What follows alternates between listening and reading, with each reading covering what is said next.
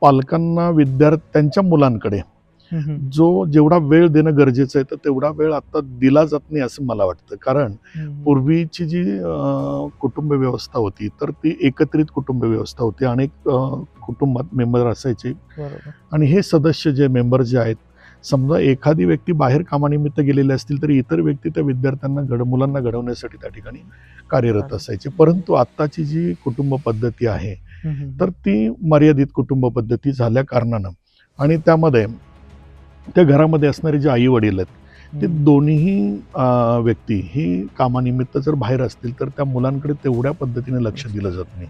आणि जरी ते घरी असतील तरी घरातील कामामध्ये व्यत्यय नको म्हणून त्या मुलांना प्रामुख्याने या डिव्हाइसकडे, मोबाईल सारख्या किंवा टीव्ही सारख्या डिव्हाइसकडे आकर्षित करून त्यांना त्या ठिकाणी गुंतवून ठेवलं जातंय आणि बऱ्याच अंशी मुलांचा वेळ हा त्यामध्ये जातोय. बराचसा स्क्रीन टाइम जर आपण चेक केला तर तो प्रामुख्याने ही सोशल मीडियाचे जे काही ॲप्स असतील त्याच्यामध्ये खर्च होताना दिसतो आणि त्याच्यामध्ये अभ्यास आणि अभ्यासाला दिलेला वेळ हा थोडासा कमी असल्याचं जाणवतं.